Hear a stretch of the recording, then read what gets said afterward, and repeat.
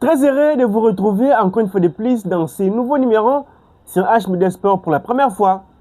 Au côté de l'émission, comment santé, au s'abonner, au partager, au commenter. Nous savons vraiment qui tout combien de très bien la chaîne de l'actualité sportive. Exercice aussi, on a vu à chaque fois. C'est-à-dire au s'abonner, au partager, au commenter, au savoir c'est mon mingi. De très bien qui tout continue à moi, il y a histoire.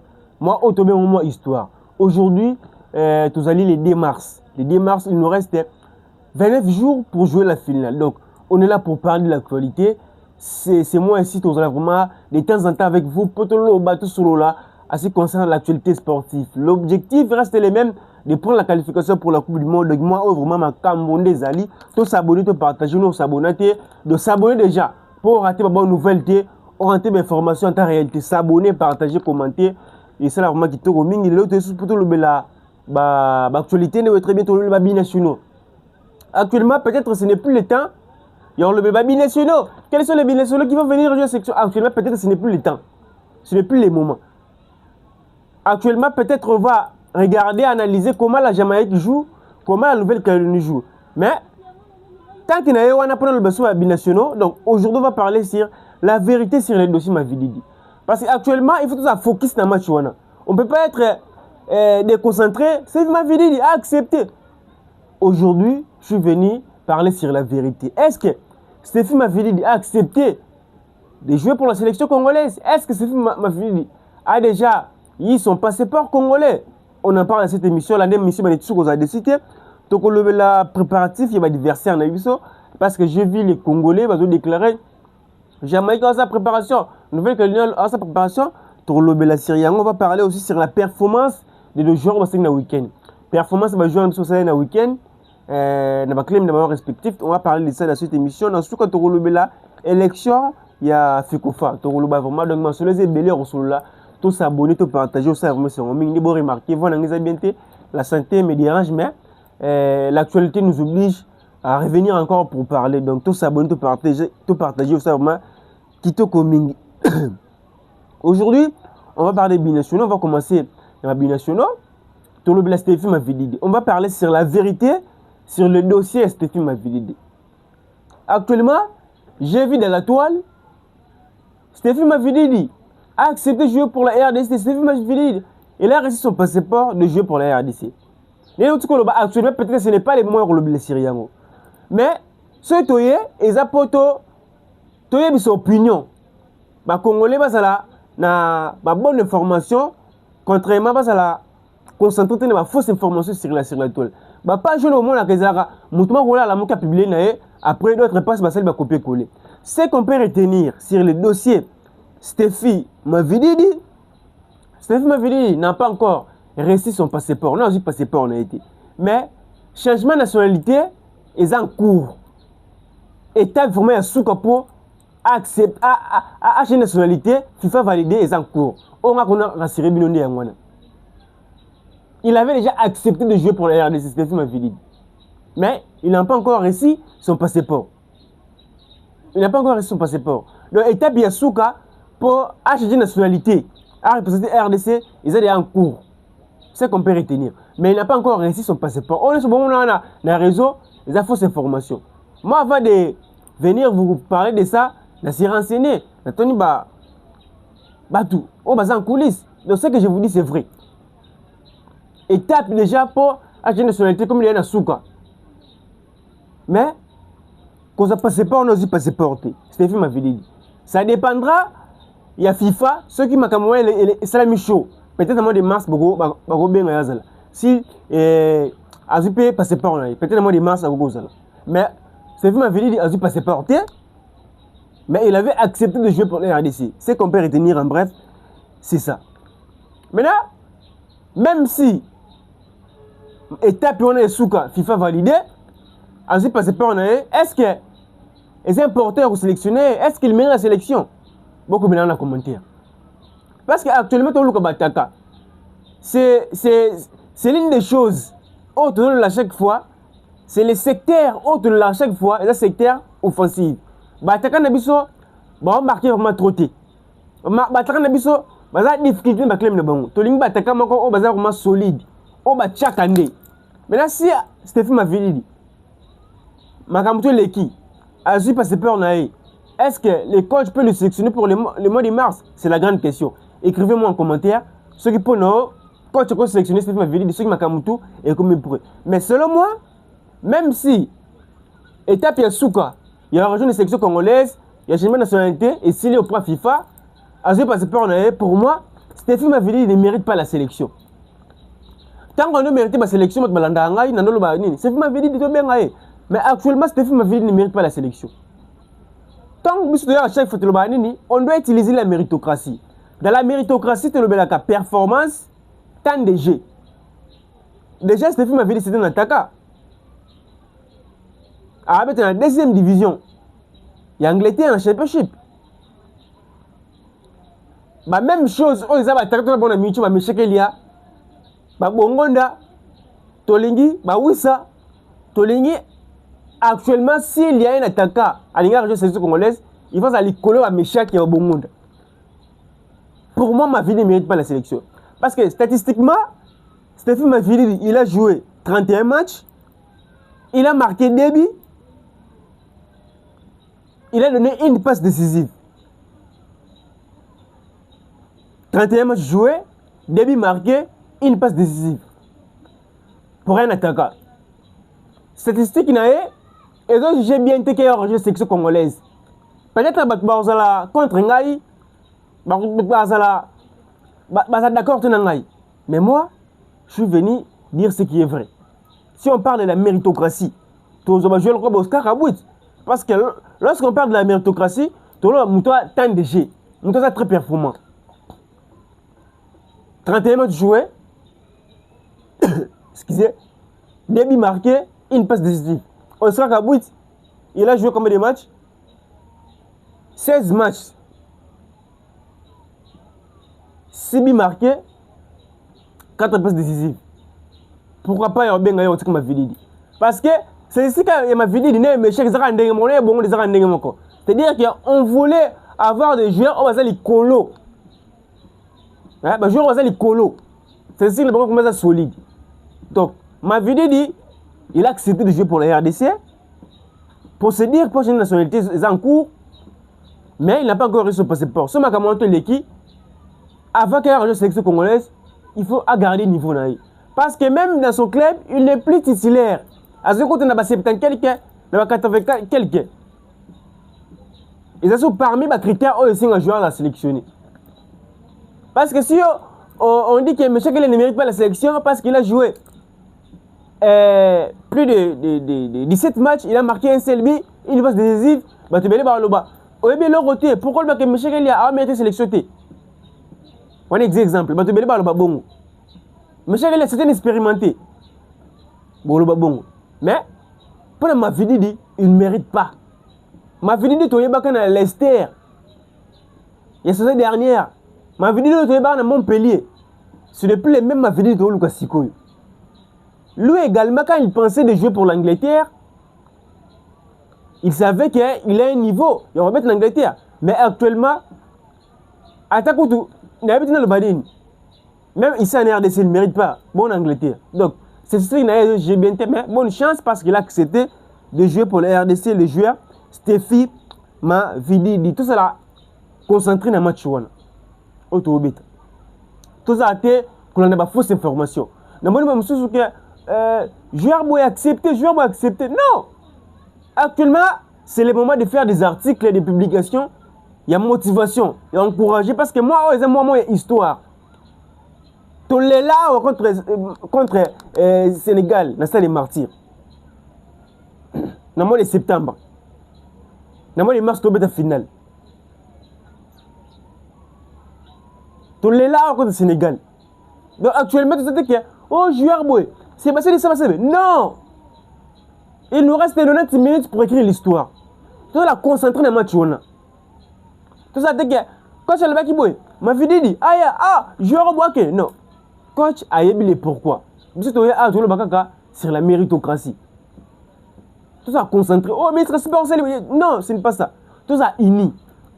Pour te dire qu'à chaque fois, si tu mets un match décisif, il y a toujours des problèmes. Tu vas te mettre Cannes, na Côte d'Ivoire, tu as demi-finale. porte pénale finale déjà. Tu reconnais na est ba ba kufa vous te mets continue ba bon ba joueur ba quitter dans noir et quand si ba on a poka te poli te longue.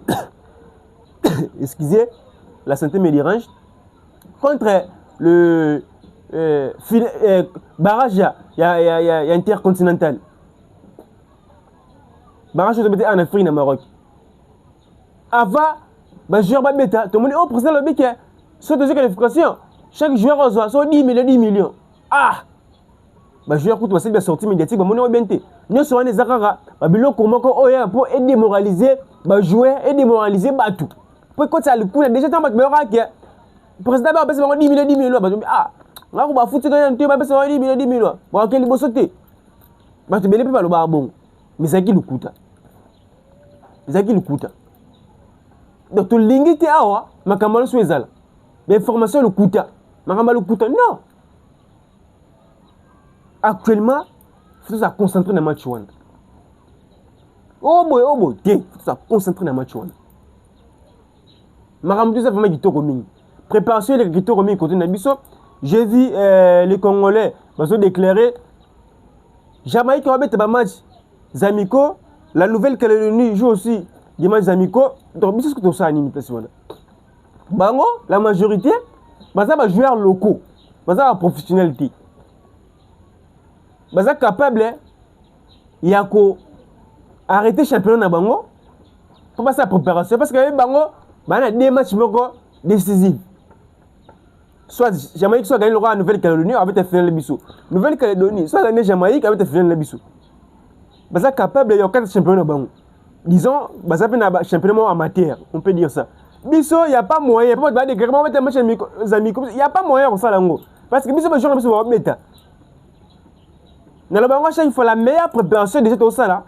Ils ont dit ba joueur biso va mettre. Ndé ba Jamaïque, on a passé la préparation, biso ba joueur biso va mettre. Ah. Mbemba, il a fait des belles prestations dans des matchs où il est très performant. C'est déjà une préparation pour lui de sa part. De l'autre côté, Mouka ou Sadik, c'est déjà la meilleure préparation. Parce que tant on va jouer juste un match amical pour toi, Banakaka, ici, tu fais un kaka, tu sois idée, plutôt bêtis. Nous, on n'aura pas vraiment une grosse préparation. Vous voyez? Donc, dès que on va la bongo, on va la préparation de bongo, on est allé bisouter. Tout ça, concentrer dans le bisou. La meilleure préparation, c'est tout le monde. On passe à Yambaki. Ah, Yambaki bien. Assez de belles performances, assez beau. C'est ça la meilleure préparation au but de retirer un mouton actuellement. On ne peut pas penser à la préparation de Nouvelle-Calédonie, préparation à Jamaïque. Non. Mais tout ça va concentrer, c'est tout. Tout ça va concentrer, c'est tout. Match, c'est ça qui est commun. Et là, quand on a un kaka, ils allaient. Bah, qu'on a la mauvaise qualité. Bah, qu'on a la mauvaise qualité. Pour ma camouté, ça n'a bien. Préparation de l'état qui est commun.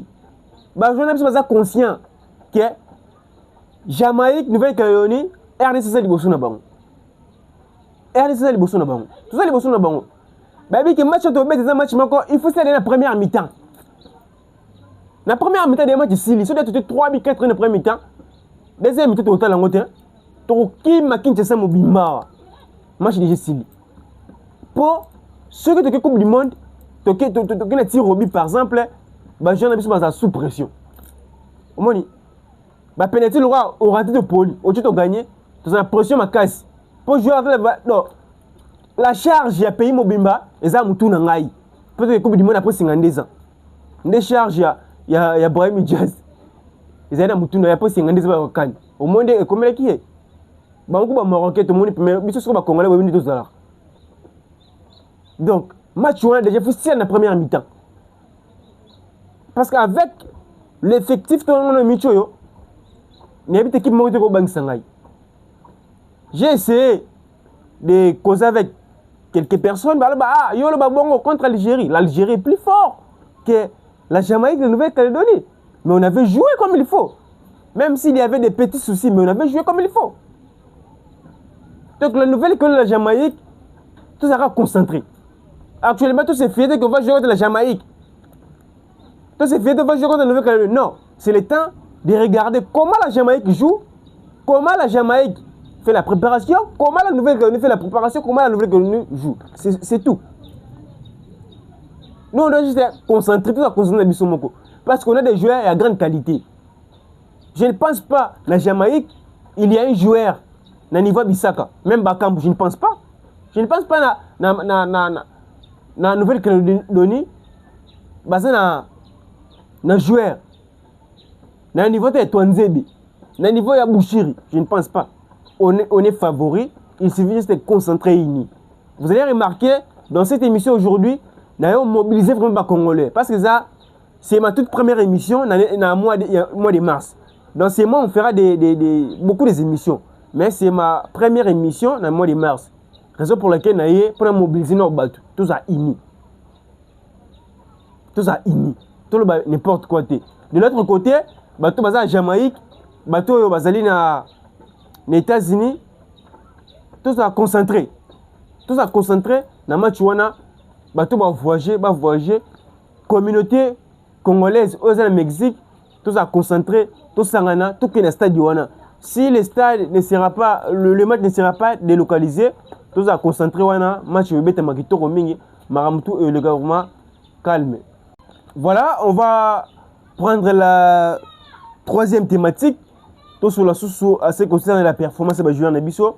Et ça là, c'est un mingi, sotomoni, les joueurs nabiso dans le week-end, c'est les performances moi qui tournent mingi. Parce que vous allez remarquer dans ça la émission mingi chaque lundi. Lundi pourquoi? La performance des joueurs nabiso va s'alaki. Nous aussi que meilleure préparation nabiso, ils allaient les joueurs nabiso va s'imposer. Nous va mettre comme il faut. Déjà pour tout ça la clair. Quand les sélectionneurs vont publier la liste, ils doivent juste utiliser la méritocratie. Pas c'est compliqué. Parce qu'il y a des joueurs qui sont très performants actuellement. Déjà pour vous parler de la performance de Mbemba, il a joué des matchs. De Lille, dans des matchs, il a gagné des matchs, c'est l'idée clean sheet, il a montré des performances exceptionnelles. C'est ça le Mbemba. Et l'autre ligne de parce que si on met matin de jeter dans le bani, toi tu disais méritocratie, toi tu as Mbemba. Est-ce que dans le bon sens? Parce que il y a une personne à commenter ma commentaire moi j'ai aucun problème avec Massouk. Lorsqu'il est titulaire avec son club, est-ce que tu le vois bon?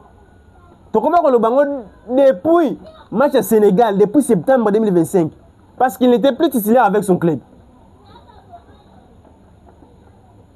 Alors titulaire dans le club n'a été jusqu'à présent la difficulté. Moukao, il avait bien joué. Moukao a bien, c'est la belle performance, il est en forme. Piquet, à Kotaki, Diangana, il revient de sa blessure. Marius Troquez aussi, c'est une bonne nouvelle pour nous parce que Zongaki a pris pour décider, Zongaki a s'imposé. Bissaka Sadi, Kampoadi, il avait fait ses débuts. Dans le club qui s'engagé, parce que 17e match, pour le 1-0. Donc, il y a une forte chance qu'il y ait la deuxième division polonaise. Pas de problème, il y a beaucoup de joueurs qui sont très performants. Sipenga en forme, Nathalie Machinamatel que Sipenga c'est un joueur exceptionnel. Maintenant, les joueurs aussi, ce sont des vraiment précaires. On est président de la situation belliqueuse. Ezali, Maswa Kunan, Twanzebe, si ce sont des belliqueuses, si ce sont des pas mal, parce que ça blessure. Encore que Zonga, a un petit slayer, mais jusqu'à présent, il ne joue pas. Mais Maswaku, il y a un problème. Il y a des Congolais, surtout il y a une personne, ailleurs, mis un commentaire là-bas, yo Maswaku, c'est là. Moi, j'ai aucun problème avec Maswaku. C'est qu'on est Tiboué. Hein? Dès que la méritocratie, pour te mettre bien, il faut te bien jouer en forme. Maswaku, on va Congolais, aucun mimoula, au continent Bali. À l'Ungo Sanderland, Paul Katan DG, à quel lens, à Yovan Sunaban. Atabi numéro Tolobanin. Ce que le bic est coché Katae, Boya Bolobaka,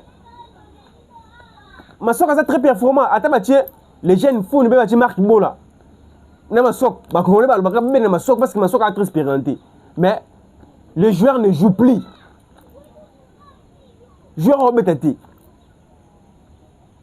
Bakongolais Balobaka bon.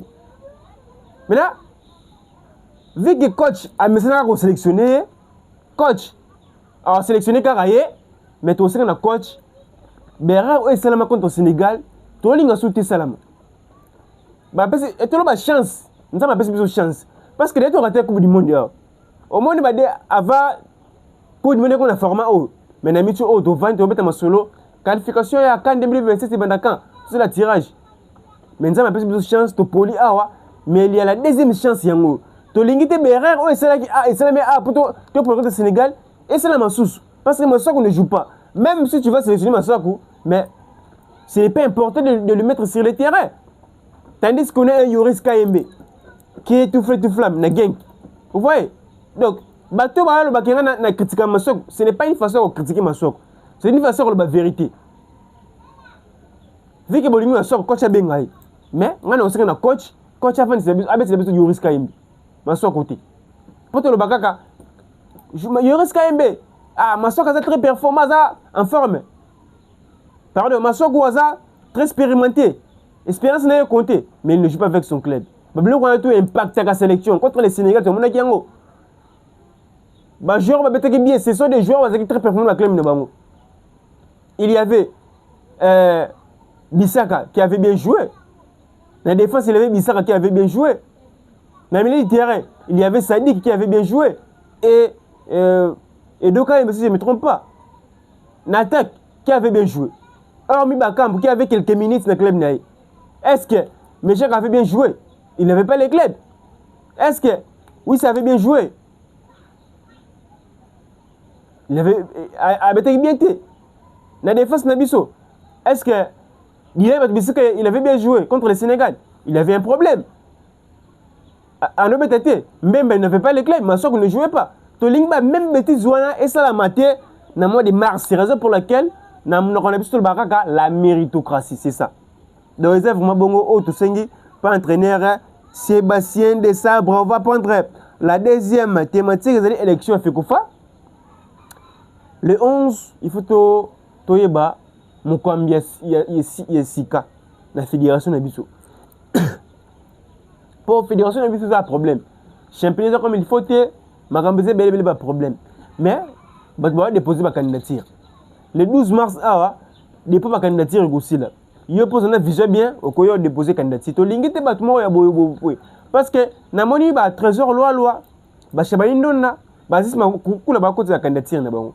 Mais j'ai vu encore le nom de François Kaboul, mon Kaboul.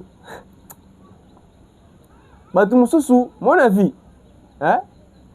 Nzambanza un miracle. Et ça, histoire moboué, naebi, moutumo ando ba ma papa. Aujourd'hui, quoi, 200, 300, dans la journée, on a 10 000. Quoi, payer les quêtes, ok, on m'a recevoir. Ah, recevoir, dans la journée, on a 30 000. Jour à Liboso, à qui aussi m'a montré à Kouya, la prince à Koufa. Parce que y a un miracle. Nous avons vu qu'il y a un tué awa de ma papa. Oh, bon, de ma papa, oh, c'est là, monsieur Kouya. Moutouloko là, Kaboulou, et tant que un journaliste. Et tant que un journaliste. Parce que depuis que ministre des Sports, à Lungwa, carrière n'est Koufa. Mais Azaki parmi les bons ministres, bons journalistes. Mais toujours, il y a un sport en abisso. Tandis qu'il avait déjà échoué. Quelqu'un qui dit que le conseil de faire rigole a fait partie de son bilan. Est-ce que c'est une personne qu'on peut lui donner encore la chance de diriger une fédération? Je ne pense pas. Donc, sa candidature pour moi, 0. Tu vas voter vraiment dans le Baboye, va voter. Ils sont même voté, on a voté Chabani Nonda. Ancien joueur, parce que c'est un projet. C'est un projet. Parce que moi, je suis homme d'affaires. Je suis homme d'affaires, on a voté. Constant marche pas à Moutou, on a voté. On a voté Aziz Makoukoula, parce qu'il a une vision, parce que c'est un ancien footballeur. Tout le monde a Cameroun. Samuel Eto'o s'imposer. Pas Marc Brice. Mais Dieu doit s'imposer. Parce que il y a bien football les caca. Quand tu as mon tournoi, il y a football les karaté. Azara manipulé pas entourage naï. Vous voyez. Donc François Kaboul pour moi, l'on l'a candidature na papa. Tobo il n'a pas problème. Toyembele atulé que football ko bonga ministre sport Kaboul il y a pas les mingi. Ko les kate ba Mos Mbayo. Ba Serge Kondi. Mais yom toyem ko mambale bila penende 0. Mais tu voulais encore tenter de diriger une grande institution, la Fédération congolaise de football. papa lola candidature na yo to boyi o bola biso football eza na kata eza na morgue to linga prophète mo ya sambela ngo ala muka yo lingo ke zongo ke chongo na kata cimetière to boyi to voter mutu mususu yote donc eza vraiment bongo to yeba ke le 11 avril to za na président sika ngale na ngambonga mutu te pona sala mutu publicité na mwana ba page kuna oh boy voter ba la publicité ngale monga mutu te. Moi je vais faire la promotion. Il y a Mouton il a la capacité, il a la compétence, il a diriger fédération. Il a la promotion. Dans sa promotion, c'est que Mouton c'est les promotions. Seul rôle dans une bonne Mouton, c'est la promotion Kaboul par exemple. Mais le football est là. Nous on fait ces émissions pour l'intérêt à Mboka, pour l'intérêt à pays. Donc tout le bela Mouton a mérité. Donc ils ont vraiment bongo. Vous avez belé en Landabiso, partout le monde, je vois les boss, les Muntu, maman Sylvie Malonga, mauvais respect Kabouya, papa François Katamba, mon vieux Piro Yamba Yamba, il y a pas de mots belé, donc vous allez belé depuis Mexique, communauté Mexique, vous êtes belé. La monnaie que vous belé, comme l'enga, tout le monde a un mutuo, comme l'enga sous, tout solo là, tout le monde tout ça là, tout le mobilisation, et ça vraiment qui tout comme une kuna. C'est-à-dire que ça par exemple à 50 000 places, tout le monde qui est congolais, ça peut me partout ça là. Ata 25 000 tout ça. Namoni makamukuna, ba situation mo calme, y compris délégation, ba supporter, na ba animateur ba okende, tous a vraiment belé, tous au coup du monde. Biso to za ana Kinshasa to bi qui fait tes amakas. Match exaction à 23h, to là libanda donc makamto za kitoko na 5 000 s'abonner ou partager. Actuellement, to banda ba reportage libanda, to banda ba émission ndenge na ndenge, na ba invité ndenge na ndenge pour parler de ces matchs le 31 mars. Ils ont un match il y a 90 minutes, mais ils ont permis l'histoire en Mboka Nabiso. Tu bêtes na Jamaïque na 23h, juste un match de 90 minutes, tu connais par exemple 5 billets à 0 pour le Coupe du Monde, le 31 mars. Donc, tous avons ensemble, nous, vous avez remarqué, et Michel et Léon ont mobilisé, tous à INI, parce que ça, et Michel est au mois de mars. Prochaine émission, on va analyser encore sur la probable liste Sébastien de Sabre, parce que d'ici le 10, le 11, le 12, le code va déjà dévoiler sa liste. Peut-être qu'il sera avec une autre personne pour parler de sa liste. On se retrouve à la prochaine pour une prochaine émission. Sinon, portez-vous bien, gardez les sourires, faites-vous plaisir avec votre argent car les problèmes de la vie ne finiront jamais. Merci, à la prochaine.